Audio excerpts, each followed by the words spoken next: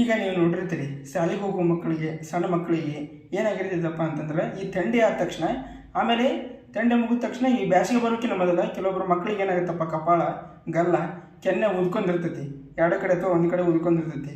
ಇದನ್ನು ನಾವು ಏನಪ್ಪ ಕನ್ನಡದಾಗ ಏನಂತ ಕರಿತೀವಿ ಅಂದ್ರೆ ಮಂಗನ ಬಾವು, ನಮ್ಮ ಕಡೆ ಅಂತ ನಾರ್ಮಲಾಗಿ ಕರಿತೀವಿ. ಈ ಮಂಗನ ಬಾವಿಗೆ ನಾವು ನಮ್ಮ ವೈದ್ಯಕೀಯ ಭಾಷೆದಾಗ ಏನಪ್ಪ ಕರಿತೀವಿ ಅಂತಂದ್ರೆ ಮಂಪ್ಸ್ ಅಂತ ಕರಿತೀವಿ.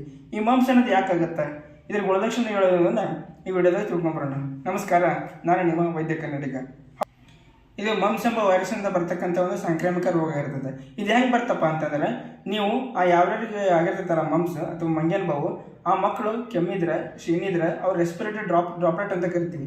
ಅದರಿಂದ ಇದು ಬರ್ತಕ್ಕಂಥ ಚಾನ್ಸ್ ಇರುತ್ತೆ. ಅವ್ರು ಊಟ ಮಾಡಿರ್ತಕ್ಕಂಥ, ಅವ್ರು ಎಂಜಲ್ ಇರ್ತಕ್ಕಂಥ ಊಟನ ಅಥವಾ ಏನಾದರೂ ನೀವು ನೀರನ್ನು ಯಾರು ಕೂಡ ಸೇವಿಸಿದ್ರಂತಂದ್ರೆ, ಪದಾರ್ಥಗಳನ್ನು ಸೇವಿಸಿದ್ರಂತಂದ್ರೆ ಅದರಿಂದ ಬರುವಂಥ ಚಾನ್ಸಸ್ ಜಾಸ್ತಿ ಇರುತ್ತೆ. ಹೌದಪ್ಪ, ಅದ್ರಾಗ ಹಂಗಾತಂದ್ರೆ ಇದರ ಗುಣಲಕ್ಷಣಗಳು ಏನೋದನ್ನು ಇವತ್ತು ತಿಳ್ಕೊಂಬರೋಣ. ಯೂಶ್ವಲಿ ಏನಾಗುತ್ತಪ್ಪ ಅಂತಂದ್ರೆ, ಇದು ಆ ವೈರಸ್ಗೆ ಎಕ್ಸ್ಪೋಸ್ ಆದ 15 ದಿವಸ ಆದಮೇಲೆ ನಿಮಗೆ ಕೆಲವೊಂದು ಸಿಂಪ್ಟಮ್ಸ್ಗಳು ಕಾಣ್ತವೆ. ಏನಪ್ಪ ಅಂತಂದ್ರೆ, ಮೊದಲೇದಾಗಿ ಶೀತ, ನೆಗಡಿ, ಕೆಮ್ಮು, ಜ್ವರ ಇರ್ಬೋದು. ಆಮೇಲೆ ನಿಮಗೆ ಹಸಿವು ಕಡಿಮೆ ಆಗ್ಬೋದು.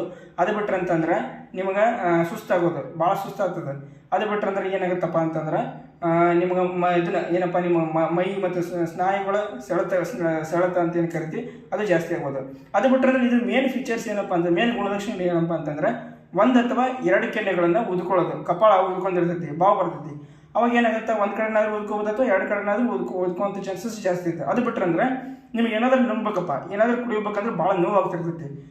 ಇದು ಮೇನ್ ಇದೆ. ಇವೆಲ್ಲ ಆಗ್ತಕ್ಕಂಥದ್ದು ಇದರ ಗುಣಲಕ್ಷಣಗಳು. ಯೂಶ್ವಲಿ ಥಂಡಿ ಆದ ತಕ್ಷಣ ಅಥವಾ ಬೇಸಿಗೆ ಕಾಲದೊಳಗೆ ಇದು ಭಾಳ ಆಕ್ಟಿವ್ ಇರ್ತೈತೆ. ಅಂತಂದ್ರೆ ಸ್ಪ್ರಿಂಗ್ ಸೀಸನ್ ಅಂತ ಏನು ಕರಿತೀವಿ ನಾವು ಇಂಗ್ಲೀಷ್ ಒಳಗೆ, ಅಂದ್ರೆ ವಸಂತ ಕಾಲ ಅಂತ ಏನು ಕರಿತೀವಿ. ಈ ಟೈಮ್ ಒಳಗೆ ಇದು ಭಾಳ ಆಕ್ಟಿವ್ ಇರ್ತೈತಿ.